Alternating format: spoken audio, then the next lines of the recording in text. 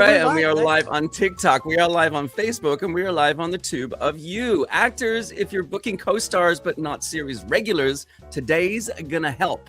Because I heard two things this week from casting directors that completely change how I think about auditions. Welcome to the green room. We're live.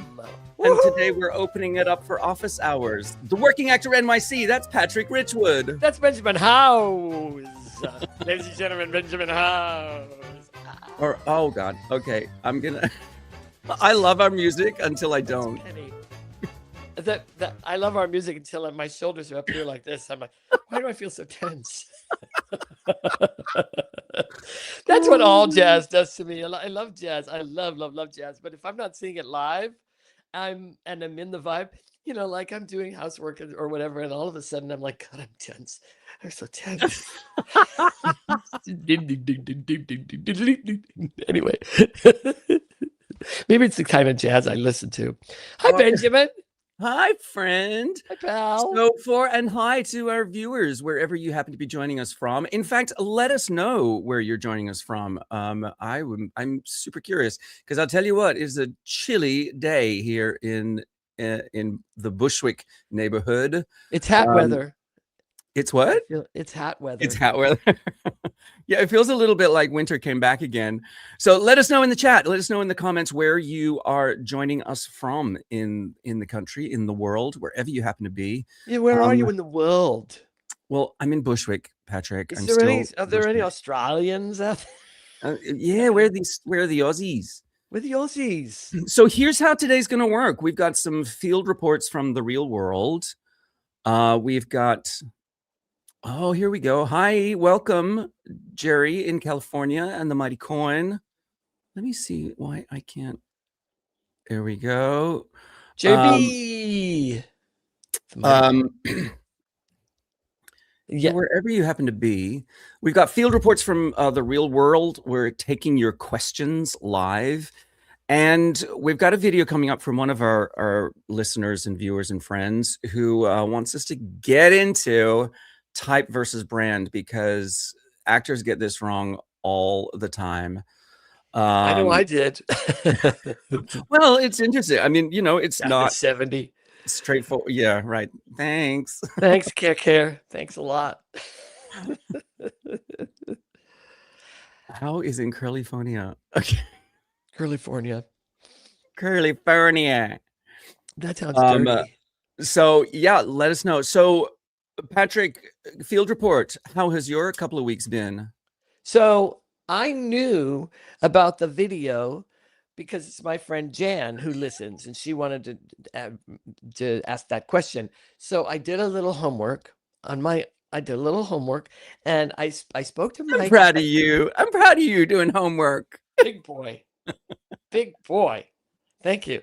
And I asked my a friend of mine who was a casting director for 15 years. She's no longer a casting director. Right. Now she's a full-time mom, but Cheryl, I said, can you get into the difference between type and brand for actors? Because it's a source of great muddiness in the water. You know, people like, especially people over 50, I find, or even over 40, who aren't quite tuned into like, well, I got to brand myself. So she goes, oh yeah, I wrote it down. She goes, type gets you the audition, brand gets you the role. Oh my God, I literally have that written down. Oh, you do? That's one of the things that she said this to me. I called her and I said, give me some ideas and advice about how to differentiate these. And she called me back and told me that. But she said, and then I was doing some homework and said another way, you can look at like type is what and brand is how. So like, for instance, if I'm a brand, if my type is, let's say I'm nerd, or I'm doctor, I'm or professor or judge or mom or whatever, that's what gets me in the room. It's my physical type. It's my Well, we'll get What do into you the call that? details of all of this Oh you yeah, know, yeah, when we yeah, do it. yeah. Well, Yeah. yeah. So anyway, but that's what she said, and I was like, Yeah, that's super interesting that I kind of had the same thing written down. For me, my field report is that I've been spending a lot of time over the last couple of weeks going to classes with casting directors and panels with casting directors, John Ort, Rachel Reese, Betsy Fippinger, and really digging into what is it? Because, you know, my journey is that I've booked some co-stars, I've booked a couple guest stars, I've booked a couple recurring roles. How do I make that next step up to series regular? So I've been sort of trying to focus on what is it that makes a series regular. And what these casting directors have been super interesting and clear about is that Betsy Fippinger was watching a scene that this one guy did, and he did great work. It was grounded, it was layered, it was really good. And she said, "You just showed me the guest star version, and you booked it. You absolutely booked the guest star. Now, if you want to book the series regular, I need something a little dangerous, a little odd, something that's going to make me want to watch 60 minutes of this character and not just 10." And that kind of blew my wig off. And then John Ort was talking about it. He was saying, you know, look, the thing is that guest stars and co-stars uh, are pretty well defined because they have to make the world of the show believable. But with a series regular, there's an undefined, that's sort of, it's not that it's underwritten, I it's love that. they're waiting for the actor to show up who can fill in the blanks for them, who I can love that. help them, tell them what it is that they don't know about this character yet. See, look, see on your left is the co-star, and on your Oh, right honey, is the series regular. she is like, I'm the star of this show. She's the star. That's what I mean. Well, on my left, it's you. And I love that because you know why I love that is because it actually clarifies for me when I hear like, you know, why would people want to see this for an hour versus 10 minutes? Yeah. I get that, but I also have to sift through my own bullshit about like that's TV speak. But then when you put it like that, where it's like, oh, I mean, I'm not putting her down. I'm just saying like I have my own filters about that stuff because she knows she's that's a really good way to put it. But she knows. But when you say when you elaborate and like get into the storytelling of it, and it's like these people are there, they work as a category of in the storytelling of, as co-stars or guest stars, is what we're calling them now, because they have to make the thing seem real. That makes a lot of sense to me. When you get into the world of the principles, you can really get into eccentricities because you're going deeper. Yeah. You're just Yeah. going deeper. You Yeah. get to. Yeah. And I it's funny too, because not only do actors we brand ourselves, characters get branded. The more essence an actor brings to us, say a series regular, the more the writers begin to lean into it. They can't Well, help that's it. the thing. The more the creators lean into it. Don and I were talking about this. It was like, can you imagine Jack from Will and Grace if Sean Hayes hadn't shown up? Right. Do you know what I mean? Like, it would have been a much smaller role. what would the role have been? You know, it would have been something completely different. Yeah. So it was just a super clarifying way to sort of hear somebody talk about it, because I don't hear a lot of people talking about it. I also think that if you look at, like, I was binge watching the West Wing because I never got to finish the series in a steady fashion because I went on tour. So this was so many years ago, but the show still holds up in a lot of ways, I think. Yeah. The acting certainly does. And it's just a fun show because it fulfills my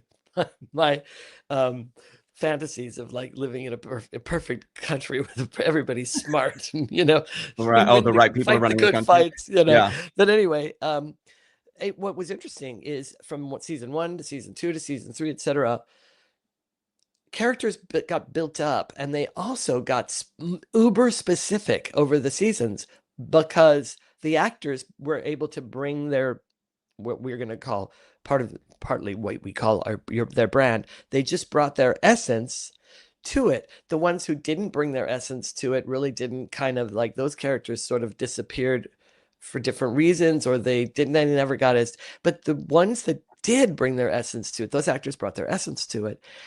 They they really, really, became the characters became that essence. It was just fantastic. Yeah. It's fantastic to watch. Yeah. So Yeah, it was yeah, interesting. It sort of made me think the audience really leans in when they don't quite know what you'll do next. Like that becomes what's interesting. What's interesting is just truthful behavior with a little bit of risk in it. well, the There's risk thing is interesting because I have to think about what that looks like when I see it, because it's unconscious, isn't it? A lot of times, when you're watching something in the theater or on the screen, you're not even sure why you're so invested or why you're so wrapped with it, and it's because there's that uncertainty. I think is the best word you've used so far. There's that, like life. There's yeah. that unknowable quantity, Well, and I loved it when Betsy ingredient. said something a little dangerous or something a little odd, and it just makes Yeah. you go like, and you may, as you literally say, you may not even clock it in the moment, but there may be That you don't. something that you'll sort of like, I don't understand what that is, and I'm not going to think about it right now. I see our friends. We got people over on TikTok too. Friends, if you want to see the full drama, head to The the full link. drama. Head to the link in my bio. The first link will send you right to the full shenanigans. And we're gonna Over here. do some slow motion replay of Benjamin's wig getting blown off at that casting seminar, which you're gonna want to see in full screen. So that was my whole delicious journey through casting, and I will keep Hi, keep Kelly. going to those. You know who that is? Yeah, that's Kelly. Hi, Kelly. Is it Kelly? I can see. Yeah, that's Kelly. I kind of blew it because I shouldn't have gone into what my casting director friend said, because we were going to play that video that my friend made. Yeah, I mean, if nobody has questions. any questions in the chat, please drop questions or comments in the chat. We would love to. And if friends over on TikTok, I'm telling you that we got chat over here, and I will try to keep an eye. Somebody has given us over 2,000 likes on our TikTok about this. Maybe she fell asleep on the like button, and That can't be right. 2,000. she's just keep pressing the thing. Rhonda Braden is going bananas. Thank you, Rhonda. I appreciate your enthusiasm. Get into Rhonda. it. So if nobody has any questions in the comments yet, maybe Rhonda has a question. Let's hit. Okay. How do you What's the difference between branding and typing? Who that is? It's Jan. That's Janet Anderson, who is an actress. This is a great story, and this is why she's asking. Jan was an actress for many, many years, and then she switched over into working on Broadway backstage, and she did that for a long time. And then when she finally sort of retired from that, pretty much, she was like, okay, well, now I'm getting back into acting. I want to do film and TV. And so she got back into it, and she started working. Oh, great. So she did an American Horror Story, then she did a thing, and then she did a Michael Che, then she did right. And so now she's kind of like in both feet, and look at her. She's so typable. She's so castable. So Yes. I mean, some people would look at character people like me or Jan or whoever and go, in their foolishness, they'd go, well, you're not castable. Are you kidding? It's just that we're in a specific niche, right? And so I'm always trying to remind my friends who are anything but the classic leading type, or the classic sort of, easy to frame. Well, that's the thing. Yeah. There's no shelf life for character work, and there really is no shelf life. You can be any age. It's as long as you have really figured out what your type, what your brand, and what your type are, which is why she's asking. And I feel as though there are some shows where they are not interested in an easy look That's for true. a particular role. Do you know what I mean? Some shows are. I mean, let's get real. Back in the day of soap opera, now verticals or whatever, of course, they want to be able to look at an easy to cast type. And I think there are shows out there that are literally not interested in that. And is that what they call them now? Verticals? Because they're on their phone? Well, that's a whole new thing. The verticals are these new short soap operas that are built for the TikTok screen. You don't know this? No, I didn't know about that. Where the hell you been? I want Where to make one. been? Let's do one. Let's make one. Let's make our Let's own. make our own. Come on, it'd be so much fun. Are you kidding? Listen, our own, like, little Patrick, Villanova. it is a billion-dollar industry. Billions. What are we waiting for? What are we waiting for? Let's go. What are we waiting for? I got a All million right, so scripts lined Jan up. wants us to get into this, the difference between type and brand. Let's talk about type first. I think of that as your first impression. It's how casting reads you before you do anything. It's that surface look, age range, body type, how you usually dress. If you walked into a room, I guess the energy that you bring into a room, is your clothing telling your position in the world, your social role, who you might be to the story. But it's sort of like, if your type is how a stranger would casting you after watching you walk into a room, sit down and say hi. There's no monologue, no backstory, just the raw read. Does that sound about right to you? I think it goes even further forward. I believe your type is what your picture says, and that your type is what moves you into the room, or has them think about moving you into the room before they've ever even met you. Yes. That's what I think of a type. And I think that's why, people have photos that type photos that help define that corner of their type.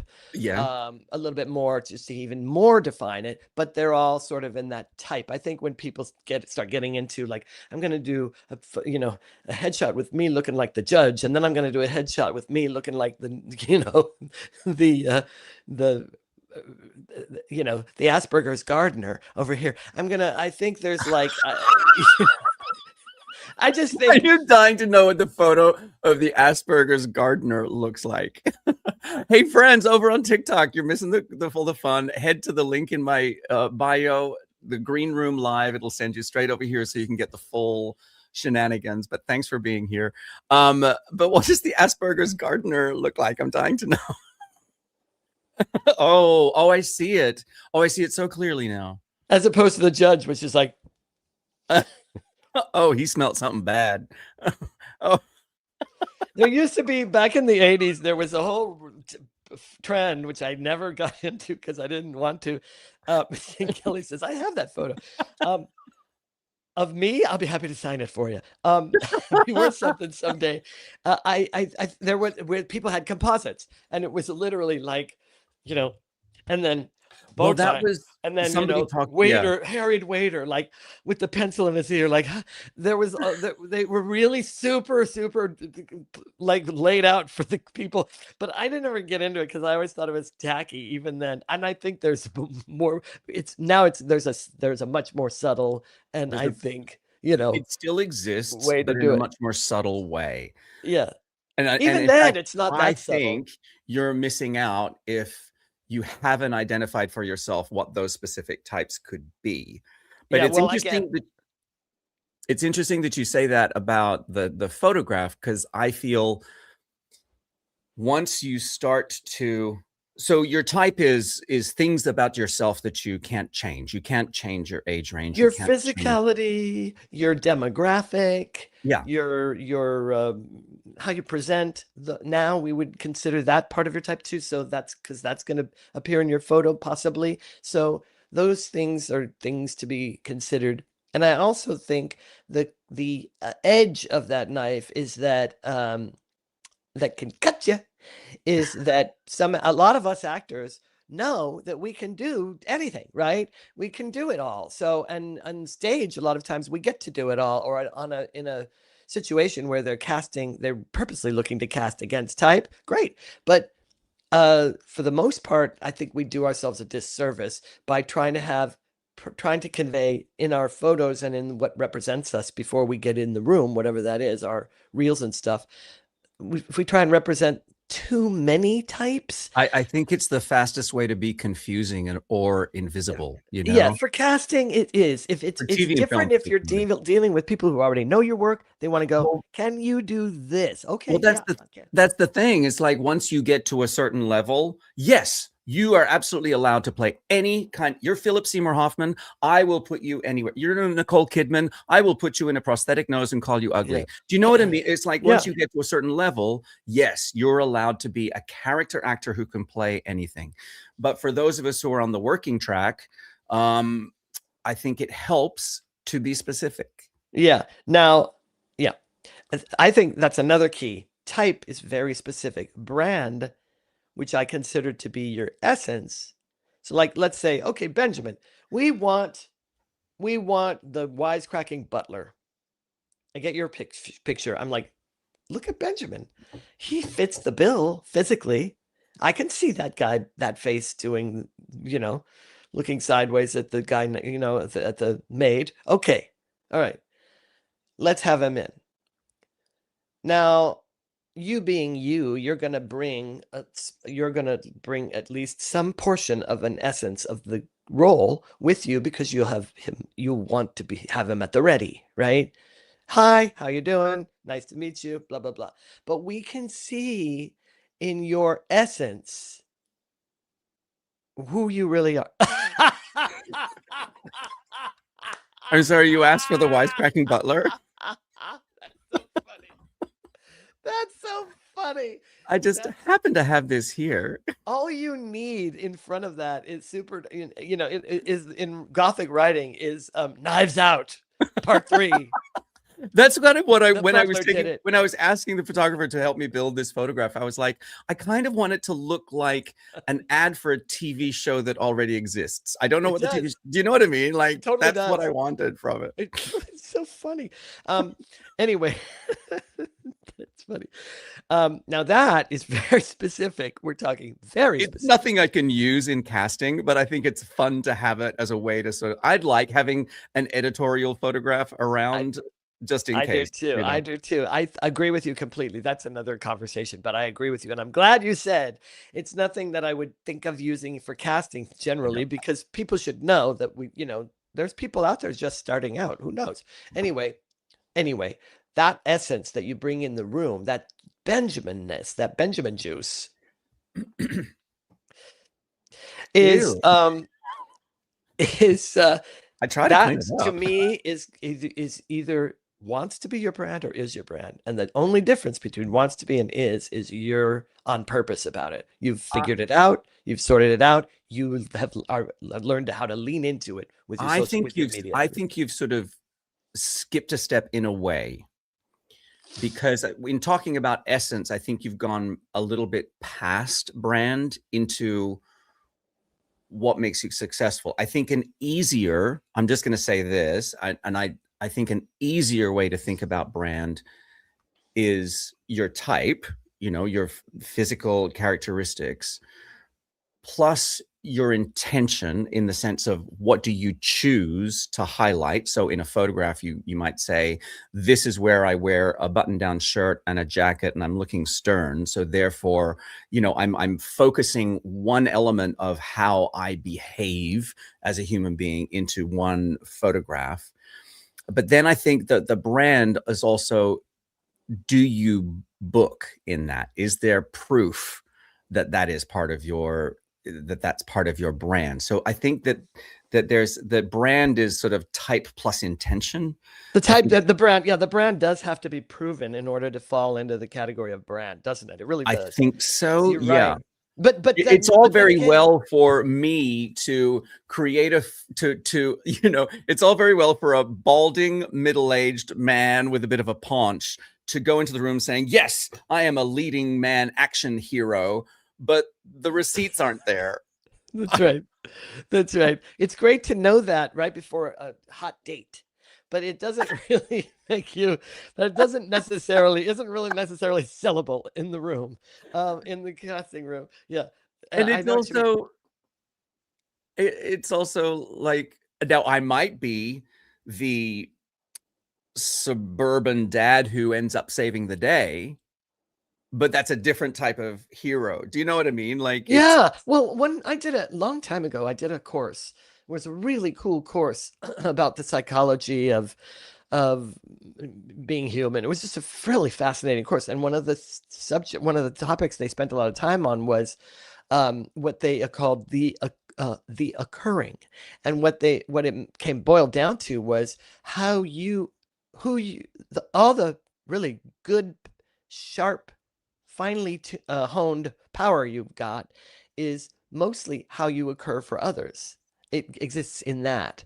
And so a really smart actor will pay attention. How am I occurring for others? Never mind what I would like to or what I want to. How am I? That's the first place to start. How do I occur for others? And Right. in there is where the brand lives, in my opinion. So therefore, I would say one of the things that distinguishes it for me between type and brand, because that's what we're talking about too, is brand type happens or can happen before you ever meet them. Yes. It happens with your picture and your reel. Yeah. And you're like that. Brand begins once they've either I'm going to say, for the sake of this conversation, to keep it clean, like once you walk in the room, then your brand can start having its effect on them. And then side alongside that, what your brand is has to be proven. So you got to pay attention. How am I, do your feedback, do your follow-up, figure it out. Like how do I come across Say again what the casting director said to you about it. Oh, she said she left. We didn't talk. She left me a message. She goes, in my opinion, your type gets you the audition. Your brand gets you the role.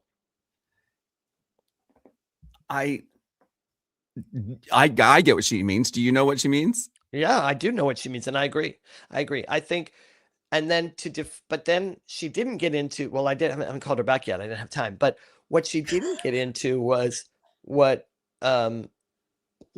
she didn't get into was, okay, well, but then what constitutes the brand? And what I'm saying, I believe it is well, that's your brand is how you land with other people. And if you figure out what that is and you reconcile it with what you do, well, that's you're the thing. building a brand. There's an intention behind it. I think there's choice behind brand. Yeah. Type is what they see, and brand is what you show them on purpose. Yeah, that's true too, isn't it? It's like your type is kind of like, I can't help it. This is it. Yeah. Like my type for me would be, if I may, would be nerd or goofball or dork, or also like not, like eccentric or all those kinds of words. I'm trying to think, to describe my physicality. Yeah. Right. My brand has proven to be intrinsically funny, intrinsically good, like good person kind of roles. Sweet, misfit, that energy seems to be my brand. And on stage, it would also include physical. My brand includes physical. He's a physical comedian. He's intrinsically, he's funny.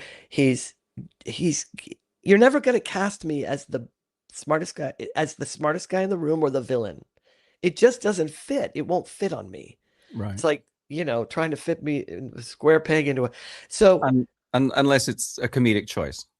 Unless it's a comedic choice. That's right. So Austin Pendleton plays the president. Right. Perfect. That's a perfect example, because I kind of consider myself to be sort of an Austin. Like if people do that thing in casting where they're like, oh, he's a so-and-so type, they'd be like, he's an Austin Pendleton type.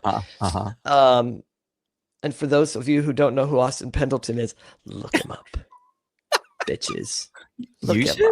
You should. Still going. Still great. Anyway, do you know what I mean? Like, those are my essences that have proven to be my essences. They continue to be the most bookable roles for me for a reason. I bring that already. It fits. So that would be my brand. And I would find a way to constantly keep polishing that and honing that so that it's super clear to the world, like a laser. So what do you say to an actor who's like, but I I want to be the president. I don't want to be the befuddled professor. I want to play the president. I would say write a one-man show where you're the president and do it. Get it out of your system. There's one other way, but it's a little more theoretical. It's a little more theoretical, which is, let's say you're a comedic actor like me, and you're never going to be cast as the president, but you really want to play the president. You know what I mean? Well, then figure out a way to do it in a comedic way. Not that I have to always do comedy. It's not that. It's just if we're talking about the business strategy. If it's an artistic strategy, there you go. That's an interesting sort of, way to look at it as well, that there are ways to satisfy yourself as an actor artistically, but what we're talking about is something more commercial. Business is business doesn't necessarily always align with what your artistic strategies are. I believe they can. There are lots of actors I admire who I just won't do. This is what I want to do. This type of role is what I want to do. Who did I just see? Oh, I just saw the wonderful Jen Colella, who's a fabulous Broadway star on TV, does wonderful TV work. If you guys know who she is. And I saw her perform at 54 Below last night. She's just a joy bomb. I mean, she's phenomenal voice, phenomenal presence. This just fierce, fabulous, wonderful, saucy, attractive, wildcat kind of supernova vibe. No, really, There's a word we don't use enough: saucy. Yes, it's true. She is. Anyway, I adore her, and she goes, I'm performing a thing. I'm like, when, where? I'm there. Anyway, she said to the audience, she goes, she was talking about different roles because she was singing from different songs, and she goes, by the way, in case any of you don't know my work, you're starting to figure it out, right? I played an airline captain. I played, the president of the movement for women's rights. She's like, it's just, those are the roles that's me. And she was dead right. She was defining, she knows her brand. She did the other stuff when she was building her career. She did the leading ladies and the ingenues, and she really did. Oh yeah. But, but she also did feisty stuff, and she's got pants on. Stuff. Yeah, her stuff. You're reminding me of through.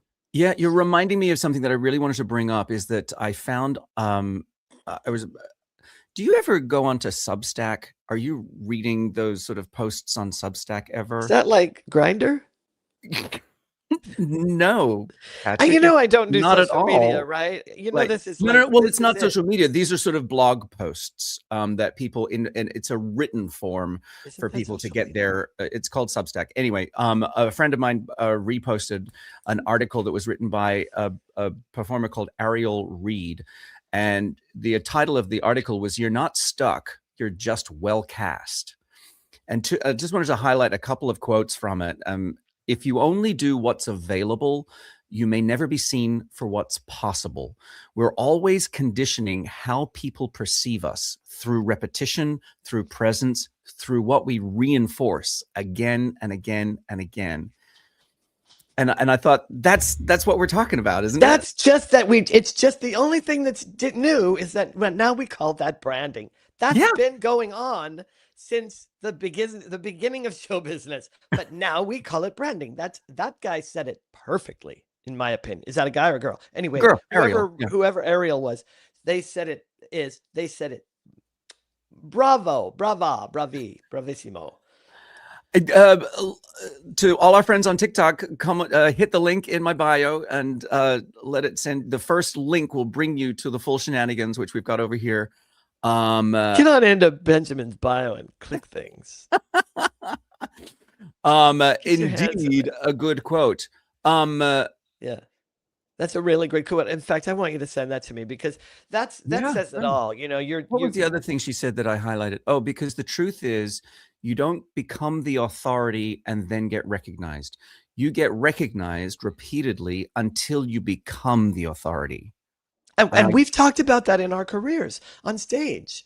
We've actually talked about this, about how you've done something for a long, like we were talking about with comedy. I've been doing comedy on stage, building physical business and lotsies and character work and layers, and for so long that now people are like, see what Patrick does, and it's like, oh, now I'm Yoda. But it is through that repetition that people start to recognize that over and over again, right? Yeah.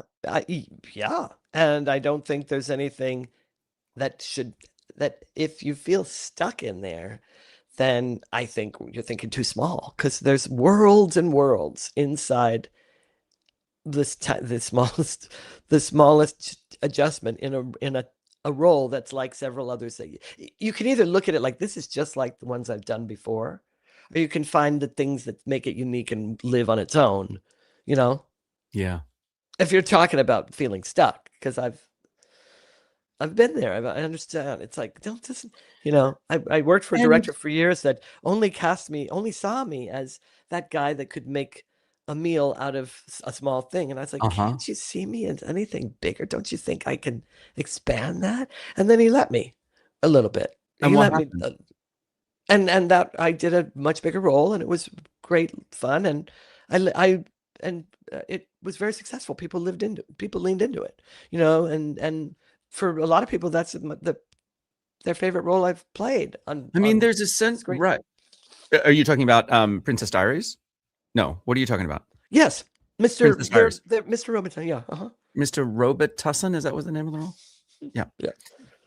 And it's not like that was like a major, but I mean, like for me, that was a big leap step of faith that he took. Yeah.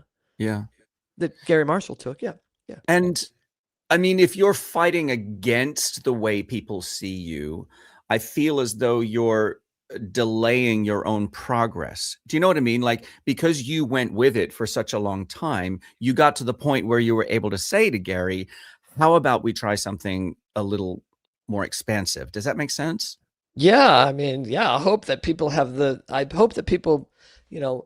learn to value themselves enough to fight for what they believe they can do. Again, I wasn't going, come on, cast me as the villain. Cast me as the president. lead. Cast me as the romantic lead. Romantic lead. I was just saying, can we fill, I can do a lot with very little, but I can also do a lot with more. So, like that was a good fight for me to pick. It wasn't out of the question. It wasn't even a fight. You had the chops to back it up. I mean, Gary wouldn't have screwed his own production by putting somebody who couldn't do it. You know what I mean? I like to think so. Well, here's an honest question. Did you audition for the role, or did he just say, yes, you can do it? I'll give it to you. No, he just gave it to me. Did he really? Yeah. You didn't audition for Mr. Robitussin? I have never auditioned for Gary Marshall in my whole life. Except for that one time when you were in his office doing all of your characters for him. Yeah, you know that story. Yeah, but that was really more of a like a general kind of like a, let me see if I can make this guy that's been making me laugh all these years laugh. So, so I did. Anyway, yeah.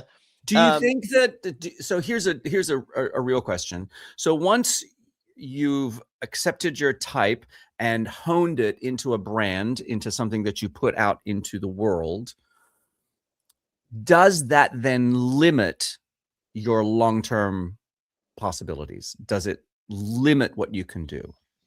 What do you think?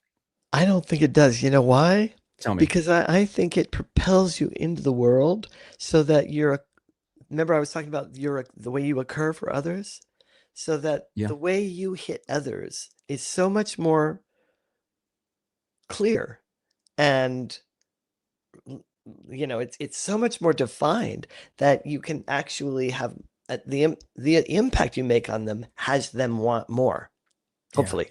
So I actually think it works to broaden your horizons, because let's face it, you can't get the opportunity at that role that's a little different and a little bigger than you ever played before, or even a lot bigger than you ever played before, unless you're in that bandwidth. And I think the way we get into that bandwidth is through, like your friend's quote, through repetition, leaning into what you do well, really give, and then also, of course, as we all know, doing all the work that artists do to make sure that they have backed themselves up, that Yeah, they're there's gonna no produce excuse for good work. laziness. I mean, you can't. Well, there's lots of excuses for laziness. Just ask a Yeah, lazy but person. But it doesn't everybody will serve start to you. smell that you're not doing the work anymore. I Right. feel like Right. You got to back it up. Absolutely. You got you've to got to back it up. back it up. That's what it is. So, and I really do. So my answer is, yeah, I think it actually does increase your chances of doing of pushing the boundaries and expanding it so that you're not in a tiny box. Agreed. I just want to, I guess we should do a little bit of housekeeping in the sense that, friends, if you're watching us on YouTube, please like this live. Send us some more comments. Oh, I did want to circle back to a comment, which I will get to in a second. But yeah, please hit the like button, subscribe to our channel. There's lots of content there for you. Yeah, we like you. You should like us.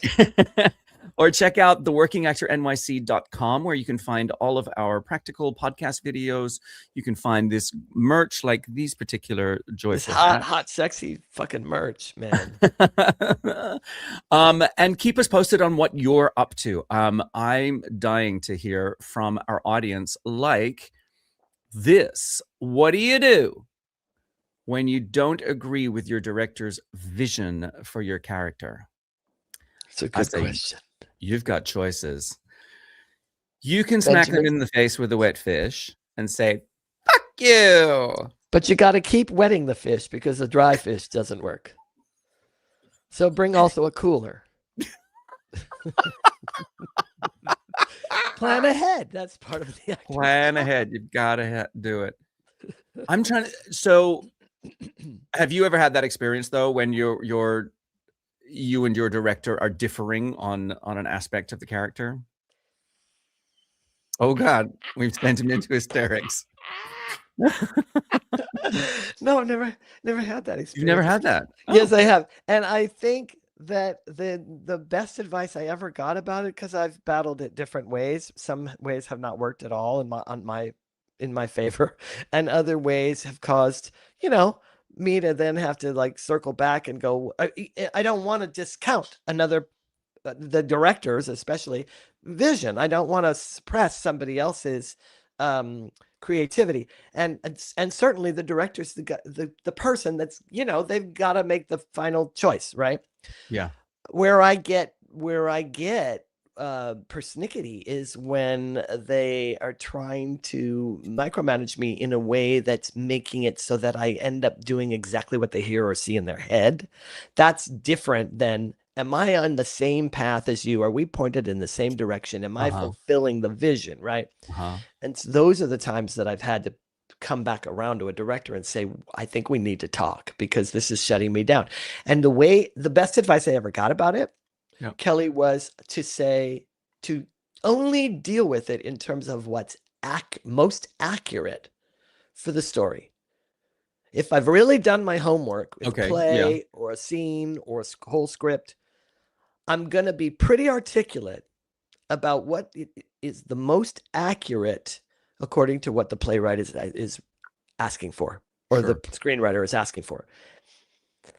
And there are some things that just aren't accurate. And you can point that out in that way. And it's much harder to have a subjective conversation that doesn't lead anywhere and everybody's just trying to get what they want. You can be objective when you say it makes sense for me to walk to the window when I say what a beautiful day it is outside, rather than go to the bar and mix myself a drink or whatever. I'm making this shit up. Obviously, that's bullshit. But you know what I mean? It helps me talking to about keep something more fundamental, though, right? I don't know. Is she? I don't know. The vision for the character. Vision for the character is different than the blocking. But do you know what I'm saying? It's like, I think Kelly's sort of trying to get to something sort of more fundamental. It's like, I see her as an outgoing person, and the director is saying, no, she's an introvert. I don't know, Kelly, if you're still here, let us know if we're on the right track. I don't know. When he says the director's vision for your character, that sounds like a sort of a broader term. in terms of Yeah, I guess I wonder how they got there after auditioning and everything, because I'm assuming, you bring the vision of the character, your vision of the character to the table right from the get-go. So I have opinions about this because I remember I worked with, are we dropping names today? I worked with Kenny Leon. Sorry, drops that name. I worked with Kenny Leon, and I remember him saying, in the rehearsal process, as part of the rehearsal process, he said, you'll have your ideas and I'll have my ideas. And if they don't line up, then we'll work through them. And in the end, I will decide because it's my show. And yeah, and I was like, yeah. I mean, as long as he's going to give you the chance to explore your idea of the character or your idea of how it should be played, I think that's, in a way, it is kind of fair, because in the end, he's the one who's got to make the entire picture. Yeah. He's the one who's got to make it all work together. So yeah, I think it's an unfortunate choice of words. It's my show, because it's like, well, it's sort of everybody's show. It's the playwright's show too. It's Have the you met actor. I mean, Kenny Leon? everybody that's doing it kind of becomes a collaboration. But I get obviously the point. I also, though, think the proof is in the pudding. In other words, I've heard that speech from many directors, and who don't hold up their end of the bargain. Who are not interested in hearing your Not at version all. of the way to play it. No, I've witnessed it all, and a lot of times I've witnessed it where the director's doing it to someone else, not to me. So I'm even more objective. I can really go, wow, they're just battering that person with, they don't trust them, or they don't like what they're, and they just can't come right out and say, I don't like what you're doing, or try something, or they just, and I've seen it a lot, and it's like, the only time I've had it personally was in a much more sort of freeform experimental. We were all trying to figure out what the world of this show was, and it was a comedy.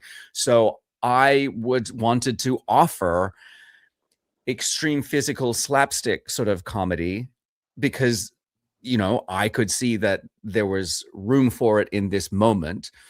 But it's, in the end, it's up to the director to say, thank you, pull it back, because that's not the world that I want to create. And I can, I'm just there to offer my impulses. I am there to show you what is possible. In the end, yes, it's your decision about which of my choices are going to help you tell this story. I think that thing, I probably shouldn't have gotten into a specific example about blocking, because I was just reaching for an example. But I think the accurate versus inaccurate thing actually still works, because if your director is like, you're playing it like an extrovert and I want an introvert, you can say, why do you want an introvert? What makes this person an introvert to you? Here's why it's an extrovert to me. Yeah. Can we find a middle ground? Because I definitely believe the actor has to have a voice. I mean, maybe if you're really low on the totem pole and you're building your career and everything, no. But if you're somebody that they respect, and or you're somebody that they've told you they respect, and you're in a position where it's a large role, or it's an invaluable role, you should have a voice. Well, it's interesting, because we're kind of circling back to where we started with the field report at the start of this episode, which is the difference between a guest star and a series regular, is that with a series regular, they're really looking for your input. They're really looking for you to help find what the extremities of these characters are. But that's specific for TV in a sense. Yeah, that's very specific for TV. I mean, if your take on a character for an audition is not the director's take or the writer's take or the showrunner's take, then you're not going to book the job. So, right. And in the commercial world, it's really super specific. Like, if you don't continue to do exactly what you gave them in the audition, unless it's a campaign and you've got some room to grow in the character, if you don't give them just what you gave them in the audition, they're going to get upset, because it's like they're looking at micro decisions in the 5,000 people that they've narrowed it down to you. So it really does also come down to, like, well, we want you to say it like you said it in the audition, or we want you to do that. Fair enough. I can do that. That's right. That's fair enough. And that these are little tiny stories. They're not great, big, huge, life-changing stories. So, Yeah. you know, unless it's a Super Bowl commercial, those make me cry. There's the money involved in those is really something else. Do we want to help our audience with some sort of actionable homework around type and brand? I mean, like, because I sort of think this is something that I do in the coaching work that I do, because I do spend time helping people get specific about how to present their materials and in a way that reinforces what feels good to them and the kinds of roles that they want to play and the direction that they want to move in. So, I mean, I certainly feel like you have some agency when it comes to branding. If it aligns with your type and with what you want to be doing in the world, then make sure your materials line up with that, that your headshot is telling that story. And you can literally, if you can identify your brand in a sentence, like for me, it's smart servant or boss with bite, or two of the ones that I use all the time, you know, and if I can look at my headshot and say, does this align with smart servant? Does this align with boss with bite? Does this align with warm dad? Then I'm on the right track. Do you know what I mean? Yeah. But again, because we think about it slightly differently, I always have to include your essence in there as well, your Benjamin essence. Yeah, so, that's the next level up. That's absolutely and I think that once you start to get into essence and wheelhouse, then you're like a golden ticket for your agent, for your casting, for everybody who wants to use you, because everything lines up beautifully so that you can be the solution. The more specific you can that's be, a good way to put it. I love that. You could be the solution, because you really are. You're like, they're looking to solve a problem. The casting people are like looking to fix a puzzle, you know, like figure out a puzzle. That's so true. I love that. You could be the I'm writing that down. Look at that. I'm writing it. Finally, Benjamin has said something worth something important and interesting. You can be the solution. And the more specific you are, the more likely you are to be that solution. That's how I feel. And gosh darn it, people like me. The solution. Look at that. Yeah. Well, I guess a good actionable well, first of all, there's a book out there called Audition Psych 101 by Michael Kostroff, who's a working actor, the workingest actor. And he started it with workshops, and the workshops go into that. And the book does too. There are little exercises that show people what their type is, and not just because of the way they look, but also because of their vibe. So like he would stand people up in front of the room and say, mom, mom or spinster. Oh, mom. Right. You know, right. Cat next week. Cat or dogs? Cat person or dog person? Dog person. And sometimes the people would be like, no, I'm not. And you'd be like, apparently you are. Again, coming back to that. I will link to that book down below if that floats anybody's boat and they want to do some more interest, if they want to find out more about Audition Psych 101 by Michael Kostroff. Yeah, because it delves into that kind of that's an actionable thing. You know, take a look at that, because it can help you really sort of get your brain wrapped around, that's important, really important for me, homework for me to do. How do I hit other people? What are they getting? Never mind what I want them to get. Stop hitting other people, Patrick. Stop hitting other people. Violence is not the answer. I tell you, I meant to say hit on. I hit on people all the time, which is terribly, terribly sad. Really. If I were to sort of summarize what we're talking about here, you don't choose your type, but you absolutely choose what you do with it. And the more honest you are about both, the more momentum you can build, sort of the more successful the branding is. Yeah, the more you can be the solution. Look, see, the more specific you are, the more likely you are to be the solution. And Penny says, friends, thank you so much for being here with us. Oh, okay. I'm still here. Don't worry. We're still going. Who's that? Was somebody getting freaked out? TikTok is giving me a hard time. Okay, I had to drag a puzzle piece into place. All right. Oh, you Friend, know, thank so you you're so much human. for joining us. We're going to be doing we think this is our new format for our podcast. This sort of live version. So Basically, we'll be back here. basically, people. Benjamin said to me, "I am so sick and tired of trying to edit you down to 22 minutes. I just not want gonna do it everybody anymore." to witness exactly what it is I have to deal with. And you know, the reverse is true too. Don't forget. The reverse is absolutely true. The Benjamin, only reason I put up with you, Benjamin, is because you put up with me. God love you. it's a mutual process. We adore each other. We do, thank God. It's the Can you mutual imagine if we just admiration had to society. do this? But we'll be back here in 2 weeks' time. You can check us out on the workingactornyc.com. Please send us videos like Jan did.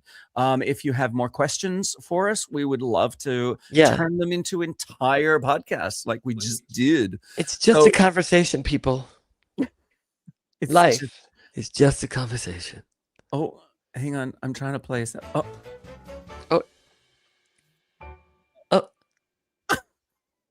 Wait, was that the end of it? That's the end of the music. We have some kinks. Oh, it started to work again. Thanks for joining us. We'll see you back here in 2 weeks' time for the Working Actor NYC. Thanks, you guys. Love ya. Mean it.